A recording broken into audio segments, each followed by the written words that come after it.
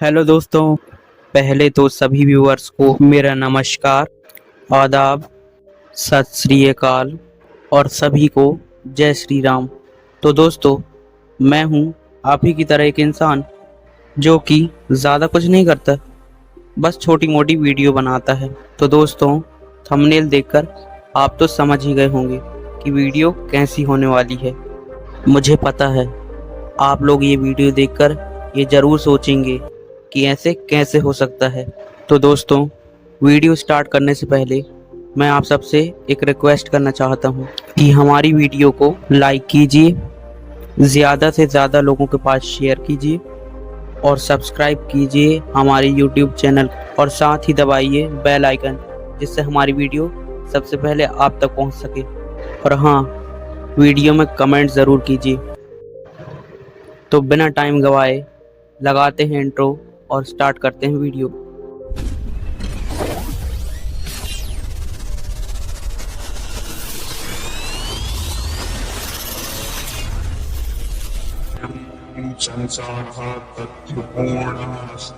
दोस्तों, आपने आसमान में बादल तो देखे ही होंगे, जो कि कुछ बड़े होते हैं, छोटे होते हैं, काले होते हैं।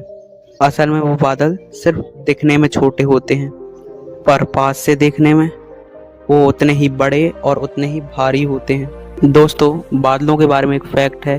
वो फैक्ट ये है कि एक मध्यम आकार के बादल का वजन 80 हाथियों के बराबर होता है। जी हाँ, आपने ठीक सुना।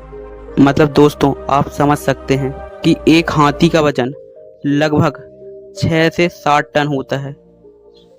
तो 80 हाथियों का वजन कितना हो सकता है? मतलब हम समझ सकते हैं कि एक मध्यम आकार का बादल कितना बड़ा हो सकता है और भारी भी हो सकता है।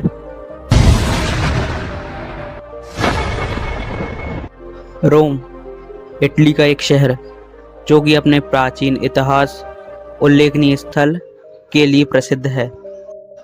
वहाँ के अद्भुत park, Roman Forum, Fontana di Trevi, Spanish step और पियाजा नावोन जैसे महत्वपूर्ण स्थल दुनिया भर में मशहूर हैं। पर क्या आपको पता है, रोम के बारे में एक इंटरेस्टिंग फैक्ट है कि रोम दुनिया का पहला ऐसा शहर है जहां की आबादी ने सबसे पहले 10 लाख का आंकड़ा पार किया।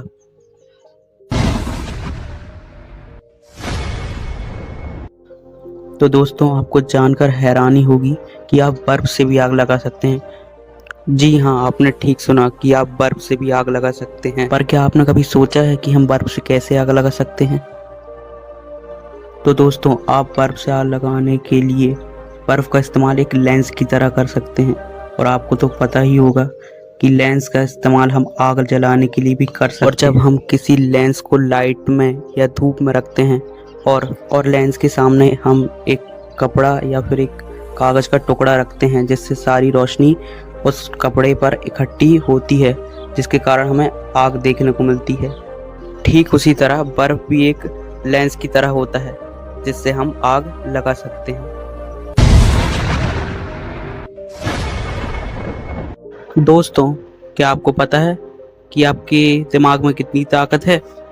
आपको तो पता ही होगा, हम अपने दिमाग के बिना कुछ भी नहीं हैं। एक दिमाग ही है जिसकी वजह से हम सब कुछ कर सकते हैं। पर दोस्तों, क्या आपको पता है कि आपका दिमाग बिजली भी जनरेट कर सकता है? जी हाँ, आपने बिल्कुल ठीक सुना कि आपका दिमाग बिजली भी जनरेट कर सकता है। दोस्तों, शायद आपको नहीं पता, पर इसके बारे में एक बहुत ही ज़बरदस्त फैक्ट है। तो दोस्तों, वो फैक्ट ये है कि आप जब जाग रहे होते हैं तो आपका दिमाग इतनी पावर जनरेट करता है कि आप आराम से 10 से 23 वाट तक का बल्ब आराम से जला सकते हैं। मतलब गजब। जब मैंने ये फैक्ट सुना तो मैंने सोचा कि हमारे दिमाग में भी कोई सॉकेट होता जिसके जरिए हम बल्ब जला सकते।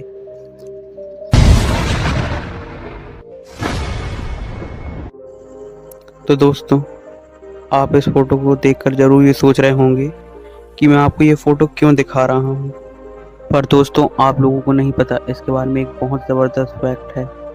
तो दोस्तों, वो फैक्ट ये है कि किसी व्यक्ति का एक ही समय पर पेशाब करना और खून देना असंभव है। दोस्तों, आप लोगों को लग रहा होगा कि मैं आपको ये क्या बता रहा हूँ, पर दोस्तों ये बात सच है। जब मैंने ये फैक्ट सुना था तो मैं भी शॉक हो गया था। मैंने सोचा ऐसा कैसा हो सकता है, पर दोस्तों ये बात सच है। ऐसा मैं नहीं, ऐसा डॉक्टर्स कहते हैं कि ये दोनों क्रियाएं एक ही समय में एक साथ करना असंभव है। It is impossible to do both these action at the same time.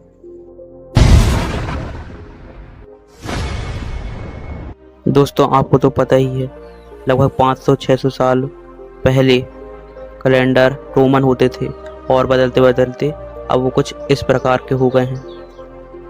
पर क्या आपको पता है, रोमन कैलेंडर में 500 साल पहले जनवरी और फरवरी कैलेंडर में एग्जिस्ट ही नहीं करते थे, वो कुछ इस प्रकार दिखते थे। पर क्या आपको पता है जनवरी और फरवरी क्यों कैलेंडर में एग्जिस्ट नहीं करते थे? तो हुआ कुछ इस तरह था। 100 वर्ष की शताब्दी होती है। कुछ लोगों के अनुसार सबसे पहले रोमुलस सम्राट ने जो कैलेंडर बनवाया था वह 10 माह का होता था। बाद में सम्राट पोम्पिलस ने इस कैलेंडर में बदलाव किए और जनवरी और फरवरी को कैलेंडर में जोड़ा। इस कैलेंडर में 12वां महीना फरवरी जोड़ा गया। तो दोस्तों आप लोग स्क्रीन पर दोनों कैलेंडर के बीच डिफरेंस देख ही सकते हैं कि रोमन कैलेंडर मार्च से शुरू होते थे। दोस्तों क्या आपको पता है डॉलर चिन्ह की शुरुआत कब हुई और किसने इसका इन्वेंशन किया? कब हुई ये बताना तो बहुत आसान है, पर किसने किया इस बात में बहुत सी मिस्ट्री है, क्योंकि इसे ढूंढने में बहुत से नाम सामने आते हैं। वैसे आप सभी लोग तो आज के ज़माने में गूगल को ही सब कुछ मानते हैं, तो गूगल के ही अनुसार 1937 में इतिहासकार जेम्स ने पोलक को लिखे पत्र में दावा किया कि 2 स्ट्रोक वाला प्रतीक 1778 में देशभक्त रॉबर्ट मॉरिस का एक अनुकूलित डिज़ाइन था और 1939 में HM लॉर्सन ने सुझाव दिया कि यह चिन्ह ग्रीक वर्ण का PSI और S के संयोजन से प्राप्त हो सकता है। वैसे तो डॉलर चिन्ह की शुरुआत 1770 के दशक में हुई, पर इसका पूर्ण रूप से चलन 1792 को हुआ।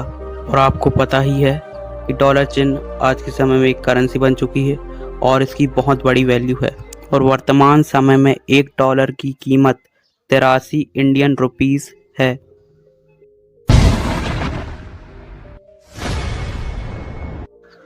दोस्तों आपने कई खाने पीने की पुरानी दुकान तो देखी होंगी, जो कि कितनी पुरानी होती हैं, 5 साल, 10 साल, 25 साल और हद से ज़्यादा 90 या 100 साल पुरानी। पर क्या आपको पता है दुनिया की सबसे पुरानी पिज़्ज़ा की दुकान जो कि इटली में है, जिसकी ओपनिंग 1830 में हुई थी।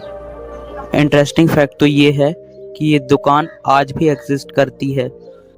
मतलब दोस्तों आप समझ सकते हैं, तब से लेकर अब तक इस दुकान की उम्र 194 साल हो चुकी है।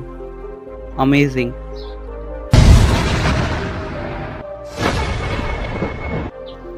दोस्तों इन्हें तो आप जानते ही होंगे। हाँ सही पहचाना, ये वही हैं क्रिस्टोफर कोलंबस। हाँ वही क्रिस्टोफर कोलंबस जिन्होंने अमेरिका की खोज की थी। दोस्तों आप ऐसा मत सोचिए कि इनके खोजने से पहले अमेरिका था ही नहीं। कहने का मतलब ये है कि सिर्फ इन्होंने अमेरिका के जलमार्ग की खोज की थी। इनके बारे में एक फैक्ट है कि अपनी मौत के वक्त भी कोलंबस इस बात से बेखबर रह गए कि उन्होंने जिस महाद्वीप की खोज की है वह भारत नहीं अमेरिका है। मतलब कैसे कोई आदमी इतना बेखबर कैसे रह सकता है? मेरा तो दिमाग ही घूम गया, ऐसे कैसे हो सकता है?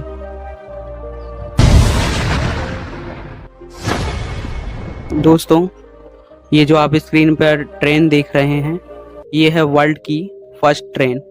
दोस्तों इस ट्रेन के बारे में एक इंटरेस्टिंग फैक्ट है। उस फैक्ट से पहले मैं आपको इस ट्रेन के बारे में थोड़ी जानकारी बताना चाहता हूँ कि ये पहला पूरी तरीके से काम करने वाला रेलवे लोकोमोटिव इंजन था, जो कि 1804 में यूनाइटेड किंगडम में बनाया गया था, जिसके इन्वेंटर रिचर्ड ट्रेविथिक थे। इस इंजन को एक पावर स्ट्रोक द्वारा चलाने के लिए उच्च दबाव वाले भाप का इस्तेमाल किया गया था। तो दोस्तों, मैं आपको जिस ट्रेन के बारे में बता रहा हूँ, इससे जुड़ा एक बहुत ही इंटरेस्टिंग फैक्ट है। तो वो फैक्ट ये है कि ये जो ट्रेन आप स्क्रीन पर देख रहे हैं, इसकी स्पीड 8 से 10 किलोमीटर प्रति घंटा थी, जो कि एक सामान्य व्यक्ति के दौड़ने की गति है। मतलब दोस्तों, आप सोच सकते हैं पहले से लेकर अब तक रेलवे में कितना रेवोल्यूशन हुआ है।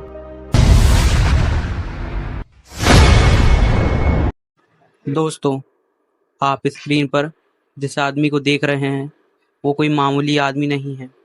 ये इंसान भारत का सबसे बड़ा ठग है। दोस्तों, इसके कारनामे बताने से पहले मैं आपको इस आदमी के बारे में थोड़ी जानकारी देना चाहता हूँ। इस आदमी को हम नटवर लाल के नाम से जानते हैं, पर इसका असली नाम मिथिलेश श्रीवास्तव है। इसका जन्म 1912 में बिहार राज्य के सीवान जिले के बंगरा गांव में हुआ। नटवर लाल हमेशा ठगी के लिए शहर बदलता रहता था। दोस्तों, आपको जानकर हैरानी होगी कि नटवर लाल उपन्यास पढ़कर सोचता था कि ठगी कैसे की जाए। वो उपन्यास पढ़ के ठगी के नए नए तरीके को खोजता था। दोस्तों, पर आपको इसके बारे में एक बात नहीं पता। नटवर लाल अपनी ठगी में इतना शातिर हो गया था कि उसने 3 बार ताजमहल, 2 बार लाल किला, 1 बार राष्ट्रपति भवन और 1 बार संसद भवन बेच दिया था। वो ये सब काम भारत के पहले राष्ट्रपति डॉक्टर राजेंद्र प्रसाद जी के फर्जी हस्ताक्षर करके करता था। मतलब दोस्तों, आप सोच सकते हैं कि ये आदमी कितना बड़ा ठग था। Thanks for watching the video. Please like, share, comment and subscribe.